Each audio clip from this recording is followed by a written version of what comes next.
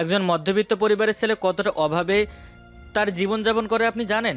কলেজে আসার জন্য রিক্সা ভাড়া চাওয়ার পর আম্মু যখন পুরো বাসা খুঁজে 20 টাকা বের করে বলে আর নেই, সেই 20 টাকা নিয়ে বাসা থেকে বের হয়ে আবার ফিরে এসে আম্মুকে বলতে হয় আজ কলেজ বন্ধ। আম্মুর কাছে এই মিথ্যা বলাই অভাব। সারাদিন কাজ করে সময়ের চেয়ে আরও লেট করে বাসায় আসার পর আম্মু যখন আব্বুকে জিজ্ঞেস করে এত লেট কেন হলো, আব্বু তখন বলে এক্সট্রা কাজ করেছি। এই লুকোচুরিটাই অভাব। মাস শেষে ছোট বোনরা যখন তার টিউশনের টাকা চাওয়ার জন্য আব্বুর সামনে এসে বলতে ইতস্তত বোধ করে, সেটাই অভাব। আপনি বড় লোকের মেয়ে, আমার মতো মধ্যবিত্ত ছেলের কষ্ট বুঝবেন না। আপনি জানেন না অভাব কাকে বলে। সকালে ঘুম থেকে ওঠার পর কাজের মেয়ে এসে আপনাকে হয়তো চা কিংবা কফির কাপ দিয়ে যায়, আর আমি ঘুম থেকে উঠে ভাবি সকালে নাস্তা করে কলেজে আসতে পারবো কিনা। আমাকে ঘিরে আমার আব্বু আম্মুর অনেক স্বপ্ন। এসব মিথ্যে ভালোবাসার স্বপ্ন দেখিয়ে আমার জীবনটা নষ্ট করবেন না প্লিজ। কথাগুলো বলেই হৃদয় কলেজ থেকে বের হয়ে যায়। হৃদয়ের কথা শুনে কখন সে আমার চোখ থেকে পানি মাটিতে পড়েছে বুঝতে পারিনি। আশেপাশে তাকিয়ে দেখি অনেকের চোখেই পানি। কি হয়েছিল চলুন একটু বুঝিয়েই বলি। আমি ছোঁয়া রহমান, এই দেশে টপ বিজনেসম্যানের একমাত্র মেয়ে। কাল বান্ধবীরা আমার সাথে বাজি ধরে আমি যদি হৃদয়কে আমার প্রেমের জালে ফাঁসাতে পারি, ওরা আমাকে রেস্টুরেন্টে নিয়ে গিয়ে খাওয়াবে। কারণটা হলো হৃদয় কখনো কোনো মেয়ের সাথে কথা বলে না। কলেজে আসি আর ক্লাস করে চলে যাই। দুজনেই অনার্স দ্বিতীয় বর্ষে পড়ছি। আমাদের ক্লাসের ফার্স্ট বয় হৃদয়। ছেলেটার মনে এত কষ্ট সেটা কখনো বুঝতেই পারিনি। একটু আগে আমি ওকে প্রপোজ করেছিলাম, আর তারপর তো শুনলেন। চোখের পানি মুছে কলেজ থেকে বের হয়ে গাড়ি করে রওনা দেয় বাসার দিকে। চোখের পানি মুছে বাসার দিকে হাঁটছি। একটু আগে কলেজের পুকুর পাড়ে বসেছিলাম, তখন সোয়া আর ওর বান্ধবীদের কথা শুনি। আমাকে সোয়ার প্রেমের জালে ফাঁসানোর কথা শুনে ফেলি। বড়লোক বাপের মেয়ে যা ইচ্ছে তাই করতে পারে। বাসায় এসে চেঞ্জ করে খাবার খেয়ে চলে আসি টিউশনি করাতে। আমি হৃদয়, মধ্যবিত্ত পরিবারের ছেলে। আব্বু একটা অফিসে দারোয়ানের চাকরি করে, আম্মু সেলাইয়ের কাজ করে। ছোট বোন হিয়া এবার ক্লাস 9-এ পড়ছে। আমি পড়াশোনার পাশাপাশি 4টা টিউশনি করাই। এক এক করে 4টা টিউশনি শেষ করেই সন্ধ্যা হয়ে গেছে, বাসায় চলে আসি। খুব ক্লান্ত লাগছে। টেবিলের কাছে গিয়ে এক গ্লাস পানি খেয়ে চেয়ারে বসে পড়ি। ভাইয়া, একটা কথা বলার ছিল। আপু বল, কি বলবি? আমার কিছু নোটস কেনার ছিল। কবে লাগবে নোটস? 2-3 দিনের মধ্যে। এক্সামের আর মাত্র 2 মাস বাকি। আচ্ছা, আর 3 দিন পর তো বেতন পাবো, তখন নিয়ে আসিস। হিয়া ঠিক আছে বলে চলে যায়। আমি রুমে এসে শুয়ে পড়ি। দেখ আপু, এটা কিন্তু তুই ঠিক করছিস না।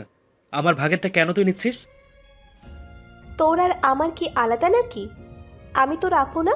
আমাদের সব। যখন নিজে কিছু আনো আমাকে দাও তুমি, আর আমার থেকে নেওয়ার সময় সব তো আমাদের। আপু অফিস থেকে আসার সময় চকলেট এনেছিল গতকাল। আমারগুলো কালকেই সাফ করে ফেলেছি, ভাই রেখে দিয়েছিল। আর সেইগুলো নিয়েই ভারত পাকিস্তান যুদ্ধ চলছে। ফাইনালি আমার জয় হয়। আম্মু আমাদের ভাই বোনের কাণ্ড দেখে হাসতে হাসতে শেষ। চকোলেট নিয়ে রুমে চলে আসি। কাল একটা অ্যাসাইনমেন্ট আছে, সেটাই করছি। পরের দিন সকালে নাস্তা করে কলেজে চলে আসি। গরিব বলে আমার কোনো বন্ধু নেই। এই সমাজে টাকা ছাড়া কোনো মূল্য নেই। সোজা ক্লাসে চলে আসি। একে একে সব ক্লাস শেষ করে ক্লাসরুম থেকে বের হতেই সোয়া এসে সামনে দাঁড়ায়। এভাবে পথ আটকে দাঁড়িয়ে আছেন কেন?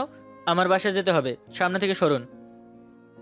হৃদয়, তোমার সাথে আমার কথা আছে, প্লিজ 5টা মিনিট সময় আমাকে দাও। বান্ধবীর থেকে রেস্টুরেন্টে খাবার জন্য? ঠিক আছে চলুন। আমি আপনার বান্ধবীদের কাছে গিয়ে বলবো আমি আপনাকে ভালোবাসি, তখন আপনার জয় হবে। চলুন চলুন। হৃদয়, সেটা গতকাল পর্যন্ত ছিল। তোমার কথা শোনার পর আমার সকল ভুল ভাবনা চলে গেছে। আমি তোমার বন্ধু হতে চাই। শুনুন ম্যাডাম, ধনী আর গরিবের মধ্যে কখনো বন্ধুত্ব হয় না। আপনারা আমাদের করুণা করতে পারেন, বন্ধুত্ব না। আজও কিছু বলার সুযোগ না দিয়ে চলে যায়। তোমাকে তো আমার সাথে বন্ধুত্ব করতেই হবে, আর ভালোও বাসতে হবে। আমি তোমার প্রেমে অলরেডি হাবুডুবু খাওয়া শুরু করে দিয়েছি। তোমাকেও আমায় ভালোবাসতে হবে।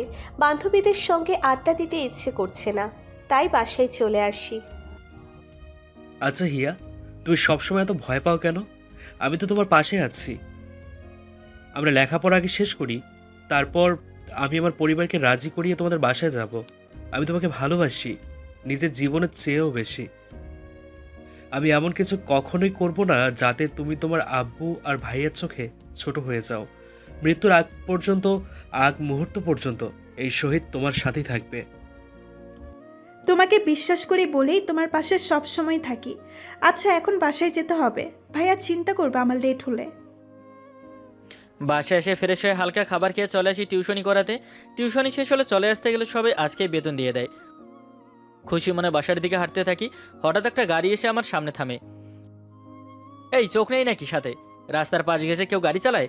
গাড়ির ভেতর থেকে মানুষটা নেমে আসতে আমি চুপ হয়ে যাই। এটা তো সোয়া। চোখ আমার সাথেই আছে, তোমাকে দেখে ইচ্ছে করেই এখান দিয়ে এসেছি। কলেজে তো শান্তি নেই আপনার জন্য, রাস্তাঘাটেও শান্তিতে চলতে দিবেন না নাকি? এমন করে কেন কথা বলছো? আমি তো শুধু তোমার সাথে কথা বলার জন্য এসেছি। আপনার কথা শোনার সময় নেই, বাসায় গিয়ে পড়তে বসতে হবে। আচ্ছা চলো, আমি তোমাকে পৌঁছে দিচ্ছি। ধন্যবাদ আমার জন্য এতটা ভাবার জন্য। আমি হেঁটেই যেতে পারবো। বলেই হাঁটতে থাকে হৃদয়। আমি দৌড়ে ওর সামনে গিয়ে দাঁড়াই। আবার কি চাই আপনার? চাই তো অনেক কিছু। আপাতত তোমাকে আমার গাড়ি করে বাসায় ড্রপ করতে চাই। আমার তো আপনার হেল্প চাই না। জোর করে হেল্প করতে চান নাকি? চাই, এসো তো। বলে আমার হাত ধরে টেনে গাড়িতে এনে বসাই। কিছু না বলে চুপচাপ বসে থাকি। সোয়াও বসে গাড়ি ড্রাইভ করতে থাকে। এইদিকে কোথায় এসেছিলে? টিউশনি করাতে। আপনি কেন এসেছেন? আমরা ক্লাসমেট, আপনি করে কেন বলছো? গরিবরা বড় লোকদের সবসময় আপনি করেই বলে। তুমি এভাবে কেন কথা বলো? আমাকে তোমার ফ্রেন্ড ভাবলে কি হয়? কলেজে কত বড় লোকের স্মার্ট ছেলেরা আছে, তাদের দেখে আমার মতো একটা আনস্মার্ট গরিব ছেলের সাথে কেন বন্ধুত্ব করতে চান? সবার তোমার মতো একটা মন নেই। আমি বুঝে গেছি শুধু টাকা থাকলেই মানুষ বড় হয় না। তোমার মতো ভালো মনের মানুষ আর একটাও নেই। আমার সম্পর্কে আপনি কিছুই জানেন না, তাই বলছেন। যতটুকু জানি তাতেই যথেষ্ট। আমি তোমার বন্ধু হতে চাই হৃদয়। আমাকে তুমি তোমার বন্ধু হবার একটা সুযোগ দাও প্লিজ। ঠিক আছে, আজ থেকে আমরা ফ্রেন্ড। আবার বাসায় চলে এসেছি।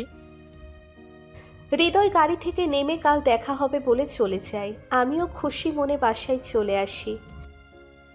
ভাইয়া, মেয়েটা কে ছিল কোন মেয়ের কথা বলছিস? যে তোমাকে বাসায় ড্রপ করে দিয়ে গেল? আমার ক্লাসমেট, রাস্তায় দেখা হলো, বলল গাড়িতে উঠতে, তাই উঠলাম। জানালার পাশে দাঁড়িয়ে দেখলাম, দেখতে খুব মিষ্টি। তোমার সাথে খুব সুন্দর মানাবে। ওরা কত বড় লোক জানিস? আচ্ছা শোন, আজকে বেতন দিয়েছে, কাল স্কুলে যাওয়ার সময় টাকা নিয়ে যাস। হিয়া ঠিক আছে বলতেই আমি রুমে এসে চেঞ্জ করে ফ্রেশ হয়ে শুয়ে পড়ি। আপু, কোথায় গিয়েছিলি তুই? কেন তোকে বলতে হবে কেন? আমার আপু কোথায় যায় কি করে সেটা তো আমার জানতেই হবে। বড্ড পাকা হয়ে গেছিস, যা গিয়ে পড়তে বস। বুঝি বুঝি, দুলাভাইয়ের সাথে দেখা করে আসলি তাই না? তবে রে, তুই দাঁড়া, তোকে আমি আজকে। আমার কথা শেষ হবার আগেই ভাই দৌড়ে চলে যায়। আমি হাসতে হাসতে রুমে চলে আসি, ফ্রেশ হয়ে পড়তে বসি। পরের দিন সকালে ঘুম থেকে উঠে ফ্রেশ হয়ে নাস্তা করে হিয়াকে নোটস কেনার জন্য টাকা দিয়ে আমি কলেজে চলে আসি। কলেজে এসে দেখি সোয়া গেটের সামনে দাঁড়িয়ে আছে। এখানে দাঁড়িয়ে আছো যে, ক্লাসে যাবে না? তোমার জন্য অপেক্ষা করছিলাম। এত লেট করে আসলে কেন? হ্যাঁ, আমি তো এই সময়ই আসি। আগে তোমার বন্ধু ছিল না, তাই ক্লাস শুরু হবার একটু আগে আসতে। কিন্তু এখন তো তোমার বন্ধু আছে, তার সাথে গল্প করার জন্য একটু আগে আসলে কি হয়? আচ্ছা, কাল থেকে আসবো। এখন চলো ক্লাসে যাই, সময় হয়ে গেছে। দুজন ক্লাসে চলে আসি, একসাথে এক বেঞ্চে বসেছি। আমার বান্ধবীরা অবাক হয়ে তাকিয়ে আছে। আমি ডোন্ট কেয়ার একটা লোক নিয়ে সামনের দিকে তাকিয়ে থাকি। ক্লাস শেষ করে হৃদয়ের সাথে কলেজের মাঠে দাঁড়িয়ে আছি। আমি তাহলে এখন যাই, আমাকে আবার টিউশনি করাতে যেতে হবে। চলো একসাথে লাঞ্চ করি, তারপর তোমাকে আমি বাসায় ড্রপ করে দিব। আরে না না, তোমাকে এত কষ্ট করতে হবে না। তুমি এখনো আমাকে মন থেকে বন্ধু ভাবতে পারছো না, তাই না? আমি তোমাকে মন থেকে বন্ধু মনে করি। আসলে আমি টাকা নিয়ে আসিনি। রেস্টুরেন্টে গেলে বিল দেবো কি করে? আমি আছি তো, আজ আমার তরফ থেকে তোমার জন্য ট্রিট। এখন চলো তো। বলে আমার হাত ধরে কলেজ থেকে বের হয়ে গাড়ির সামনে চলে আসে। দুজনে গাড়িতে উঠে বসি। সোয়া গাড়ি ড্রাইভ করতে থাকে। একটু পর একটা রেস্টুরেন্টের সামনে এসে গাড়ি পার্ক করে। দুজনে রেস্টুরেন্টের ভেতরে এসে বসে পড়ি। লাঞ্চ করে সোয়া আমাকে ড্রপ করে দিয়ে চলে যায়। এভাবে দেখতে দেখতে অনার্স শেষ হয়ে যায়। সোয়া এখন রীতিমতো আমার উপর অধিকার দেখায়। কোনো মেয়ে কথা বলতে আসলে সেই মেয়ের অবস্থা খারাপ করে ছেড়ে দেয়। এদিকে আব্বুর এক বন্ধু হিয়াকে তার ছেলের বউ করতে চায়। হিয়া মাত্রই ইন্টারে উঠেছে। আব্বু বলে ছেলে নাকি বিয়ের পরও হিয়াকে পড়াবে। আমি ছেলের সম্পর্কে খোঁজ খবর নিয়ে জানতে পারি ছেলেটা খুব ভালো। হিয়ার রুমে এসে দেখি হিয়া বসে কান্না করছে। আমাকে দেখে তাড়াতাড়ি চোখের পানি মুছে নেয়। কি হয়েছে তোর? কেউ কিছু বলেছে? কই না তো, কিছু হয়নি। তুমি কিছু বলবে ভাইয়া? তুই কি এই বিয়েতে রাজি না? আমাকে বল বোন, কি হয়েছে তোর? হিয়া দৌড়ে এসে আমাকে জড়িয়ে ধরে কান্না করে দেয় শব্দ করে। আমি ভীষণ ভয় পেয়ে যাই। আমি এই বিয়ে করব না ভাইয়া, আমি একজনকে খুব ভালোবাসি। তুই এই কথা আগে কেন বলিসনি? আব্বু আম্মু আর তুমি কষ্ট পাবে তাই, কিন্তু আমি আর পারছি না ভাইয়া, আমি মরে যাব এই বিয়ে হলে। এক থাপ্পড়ে সবগুলো দাঁত ফেলে দিব। ছেলের নাম কি, কি করে সব বল আমাকে। ওর নাম শাহিদ, আমরা একই ক্লাসে পড়ি। ছেলেকে কল করে ওর আব্বু আম্মুকে নিয়ে আসতে বল, আমি আব্বু আম্মুর সাথে কথা বলছি। বলে আমি হিয়ার চোখের পানি মুছে দিয়ে চলে আসি আব্বু আম্মুর রুমে। আব্বু আম্মুকে সবটা বুঝিয়ে বলি। আব্বুও বলে ছেলেকে তার আব্বু আম্মুকে নিয়ে আসতে বলে। হিয়া, বিয়ে ভাঙতে পারলে? ভাইয়ার কাছে তোমার কথা বলেছি, ভাইয়া তোমার আব্বু আম্মুকে নিয়ে আসতে বলেছে। আমি আজই আসছি তোমাদের বাসায়। আমি তোমার মুখ থেকে এই কথাটা শোনার জন্য অপেক্ষা করছিলাম। রুমে বসে বসে হৃদয়ের কথা ভাবছি, তখনই ছোট ভাই এসে আমার কোলে শুয়ে পড়ে। আজ এত গুড বয় হবার কারণ কি? আপু, তোকে আমার একটা হেল্প করতে হবে। আচ্ছা, আগে শুনে কি হেল্প? আমি একটা মেয়েকে খুব ভালোবাসি। মেয়ের বাসা থেকে ওর বিয়ে ঠিক করেছে। মেয়েটা ওর বাসায় আমার কথা বলেছে। ওনারা আব্বু আম্মুকে নিয়ে যেতে বলেছে। পাগল হয়ে গেছিস তুই? আব্বু আম্মু কি তোকে এখন বিয়ে করাবে? আর তুই এখন অনেক ছোট। আমি ওকে ছাড়া বাঁচবো না আপু। প্লিজ আপু, তুই কিছু কর। আচ্ছা, আমি আব্বু আম্মুর সাথে কথা বলছি। বলেই আমি আব্বু আম্মুর রুমে আসি। আব্বু আম্মুর সাথে কথা বলি। আব্বু আম্মু প্রথমে রাজি না হলেও অনেক সময় বোঝানোর পর রাজি হয়। একটু পরে সবাই মিলে চলে আসি মেয়েদের বাসায়। কিন্তু এখানে এসে এত বড় সারপ্রাইজ পাবো সেটা ভাবিনি। হৃদয়কে দেখে তো আমি হাঁ করে আছি। হৃদয়ও আমাকে দেখে অবাক। সোয়া, তুমি এখানে? আমি তো আমার ভাইয়ের জন্য মেয়ে দেখতে এসেছি। তুমি তাহলে হিয়ার ভাই? শাহিদটা হলে তোমার ভাই? আমাদের কথা শুনে সবাই আমাদের দিকে তাকিয়ে আছে। আমি সব বলি। কিছু সময় দুই পরিবারের কথার পর বিয়ে ঠিক হয়। আর 7 দিন পর বিয়ে। দেখতে দেখতে বিয়ে হয়ে যায়। হিয়া বিদায়ের সময় খুব কান্না করে। পুরো বাসা নিস্তব্ধ। আজ বুঝতে পারছি যখন বোনের বিয়ে হয়ে যায় তখন ভাইদের কতটা কষ্ট হয়। পরের দিন হিয়াকে আনার জন্য ওই বাসায় যাই।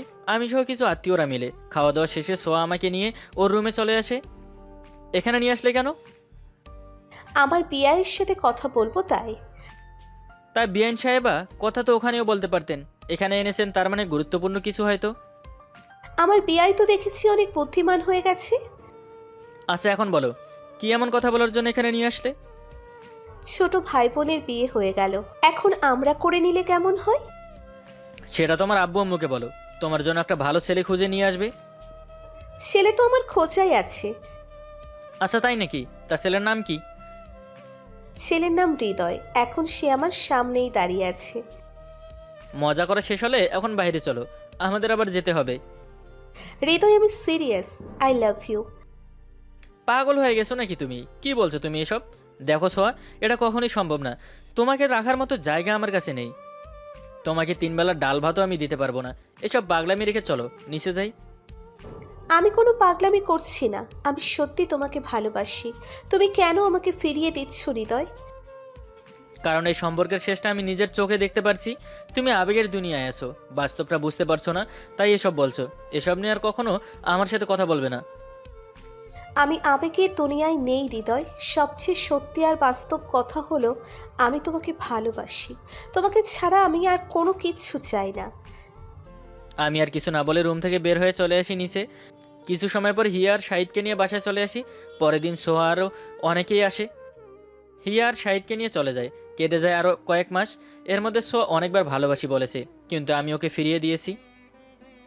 আপু তোমার কি হয়েছে? ভাইয়া তোমাকে কিছু বলেছে? না, হৃদয় কি বলবে? তোমরা কখন এসেছো? তুমি যখন গান করছিলে। আমরা সব জানি তুমি যে ভাইয়াকে ভালোবাসো। আচ্ছা হিয়া, আমি কি এতটাই খারাপ? তোমার ভাইয়া কেন আমাকে বারবার ফিরিয়ে দিচ্ছে? ও কেন বলছে না আমি ওকে ভালোবাসি? ভাইয়া নিজের অবস্থানটা জানে আপু। আব্বা আম্মা কখনো তোমাদের সম্পর্ক মানবে না। গরিব ঘরের মেয়েকে বউ করা গেলেও গরিব ঘরে কখনো নিজের মেয়েকে কোনো বাবা মা বিয়ে দিতে চায় না। কেন দেবে না? আপু, আমি ভাইয়ের সাথে কথা বলবো। তুই আমাদের বিয়ের জন্য হেল্প করেছিস, আমরাও তোর আর হৃদয় ভাইয়ার জন্য সব কিছু করতে পারবো। কিন্তু আব্বা আম্মা যদি রাজি না হয়, পরে আমাদের সাথে সম্পর্ক নষ্ট হয়ে যাবে। ওসব নিয়ে ভাবতে হবে না, আমি কথা বলবো আব্বু আম্মুর সাথে। আগে ভাইয়াকে রাজি করাতে হবে। তোমরা আমাকে হেল্প করলে আর সমস্যা হবে না। কেমন আছেন ভাইয়া? আলহামদুলিল্লাহ ভালো আছি। তুমি কেমন আছো? বাসার সবাই কেমন আছে? সবাই ভালো আছে ভাইয়া। আপনার সাথে একটু কথা ছিল, আসতে পারবেন এখন? কোথায় আসবো বলো? একটু পর শাহিদ একটা লোকেশন পাঠায়, আমিও চলে আসি সেই লোকেশনে। এসে দেখি শাহিদ আর হিয়া বসে আছে। আমি ওদের সামনে গিয়ে দাঁড়াই, কুশল বিনিময় করি। এমন জরুরিভাবে ডাকলে যে, কিছু হয়েছে? ভাইয়া, তুমি সোয়াপুকে কেন কষ্ট দিচ্ছ? আমি আবার কখন ছোঁয়াকে কষ্ট দিলাম? ভাইয়া, আপু আপনাকে খুব ভালোবাসে। আমার আপু আপনার জন্য সারাক্ষণ কান্না করে। প্লিজ ভাইয়া, আপনি আপুকে আপন করে নিন। এসব বলার জন্য তোমরা আমাকে ডেকেছো? ভাইয়া, সোয়াপু খুব ভালো, আর তোমাদের বিয়েতে কোনো সমস্যা হবে না। আমরা আব্বা আম্মাকে বুঝাবো। তুমি আর আপুকে কষ্ট দিও না। এসব তোমাদের আপু শিখিয়ে দিয়েছে, তাই না? না ভাইয়া, আপু শিখিয়ে দেয়নি। তোমার জন্য আপুকে কান্না করতে দেখে আমরাই তোমার সাথে কথা বলতে এসেছি। তোমাদের আপুও নিশ্চয়ই এসেছে। কোথায় লুকিয়ে আছে ম্যাডাম? তখন ছোঁয়া সেখানে আসে, আমার পাশে দাঁড়িয়ে মাথা নিচু করে রাখে। তোমরা যাও, ওর সাথে আমি একটু কথা বলি। ঠিক আছে ভাইয়া, আমার দুলাভাই কিন্তু হতেই হবে। শাহিদের কথা শুনে আমি মুচকি হাসি। শাহিদ আর হিয়া চলে যায়। হাসা হচ্ছে তাই না? ওদের কেন এসব বলেছো? ওরা আগে থেকেই জানে সব। এখন বলো, আমার ভাইয়ের দুলাভাই হবে তো? তোমার ভালোবাসার কাছে হেরে গেছি। আমিও তোমাকে ভালোবাসি। আমার কথা শেষ হবার আগেই সোয়া আমাকে জড়িয়ে ধরে। দুজনে দুজনকে শক্ত করে জড়িয়ে ধরে থাকি। ওইদিকে দুজনে এসে বাসায় সব কিছু বলে দেয়। বাসায় সবাই ভালোভাবেই মেনে নেয়। বিয়ে ঠিক হলে দাওয়াত দিব, চলে আসবেন। আজকের মতো বিদায় নিচ্ছি। আল্লাহ হাফেজ।